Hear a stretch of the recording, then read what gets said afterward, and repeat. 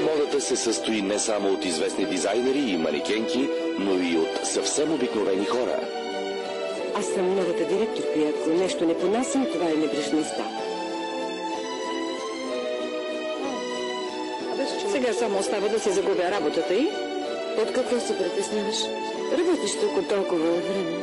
Точно за това. Обикновено се изхвърлят първо старите вещи. Това са онези незабележими създания, които стоят зад щанда и се грижат всеки клиент да направи своето собствено модно откритие. Взимам тази, тази и тази. Тази в чантата не я ли взимате? Какво е това? Разбирам да не мислите, че аз съм я взела. Моля ви, госпожо, достанала е грешка. Застраховката ми покрива кражбите, но не и изгубените клиенти. Не пропускайте във вълнуващата италианска поредица продавачки. Отличен избор, великолепна рокля. Вратовръзки 8. Ще взема и тази. 9. По eKids всеки делничен ден от 19 часа.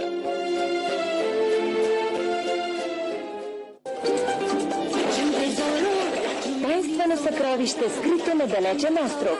Който го намери, той ще победи. Много парчета има таинствената карта. Който ги намери всичките, той ще спечели. Страховити капитане, дай кораж на всички ни. Води ни през морета и океани, към приключения различни. Нека да се забавляваме всички заедно, с пирати и чудовища до забрава. Приключение сътворено специално за теб. Морета и хоризонти безкрайни. Много приятели там ще срещнеш ти. Ще плаваме през земи и морета нечувани. Там далеч страховити същества, чудовища и приключения ни чакат.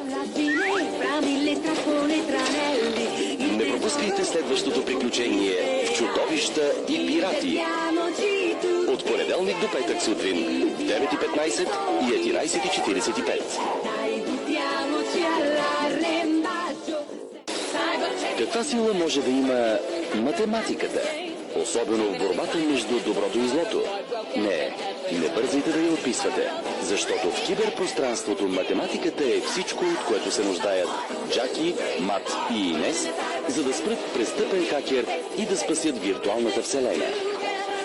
Не пропускайте анимационната поредица Кибербитка от понеделник до петък, 9:30, а в събота и неделя от 11:30.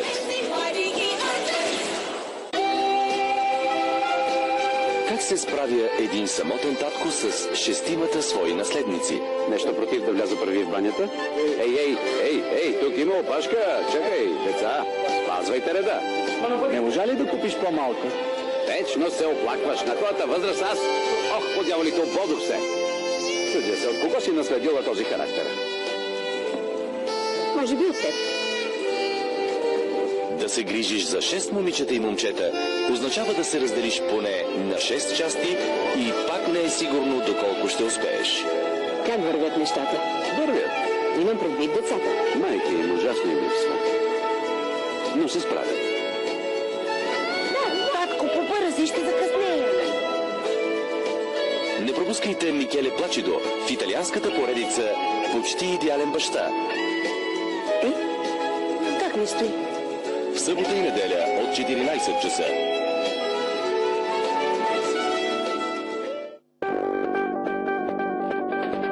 Три обикновени момичета. Може би не чак толкова обикновени. Най-вече заради това, че те притежават суперсила, която ги превръща в могъщия отряд Z. Задачата на отряда е да открие 144 магически кристала, паднали на Земята. И разбира се, да спаси Вселената. Не пропускайте приключенията на отряд Z. Всеки ден от 10:30 сутринта.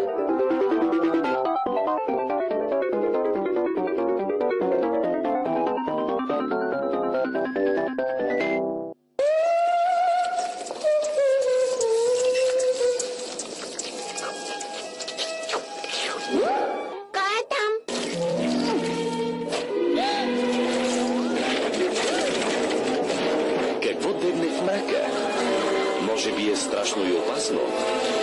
Дали не е чудовище? Внимание! За всеки проблем си има решение. Незабравимият отряд за бързо реагиране срещу всички видове чудовища и опасни твари гарантирано ще ви избави от неприятните създания. Всеки дълничен ден от 7 и 11 сутринта по ИКИЦ.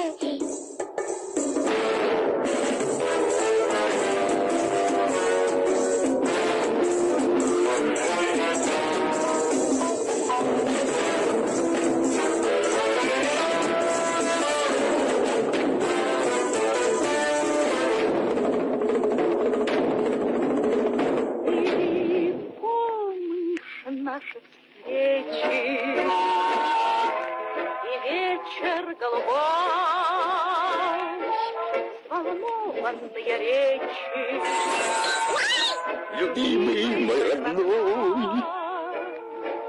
И нежное прощание, руки пожатия. Ты сказал мне до свидания, прощать со мной.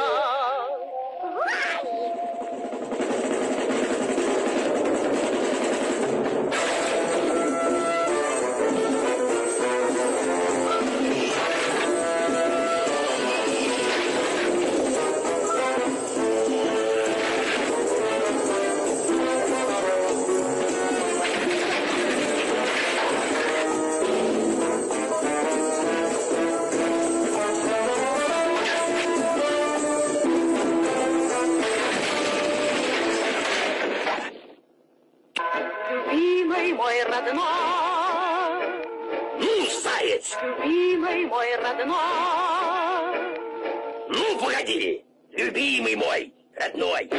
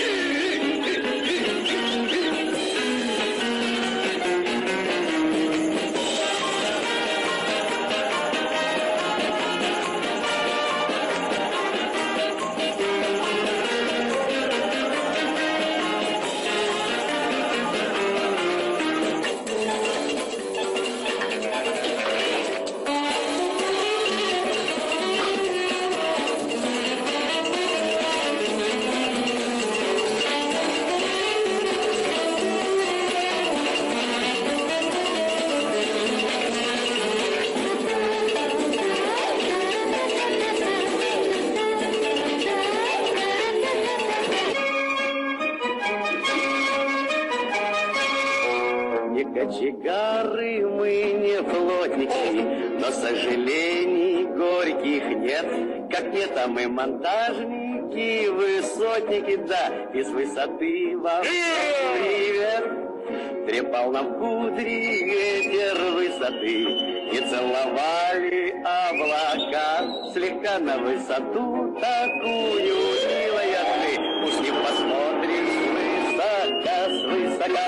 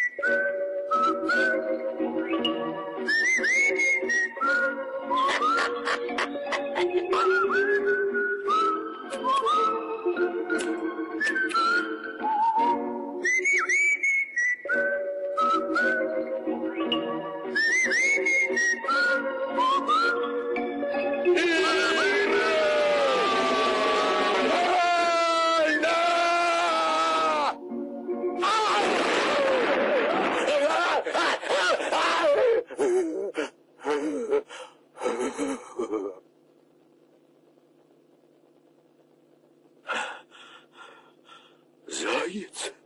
Ага, заяц. Ну, заяц.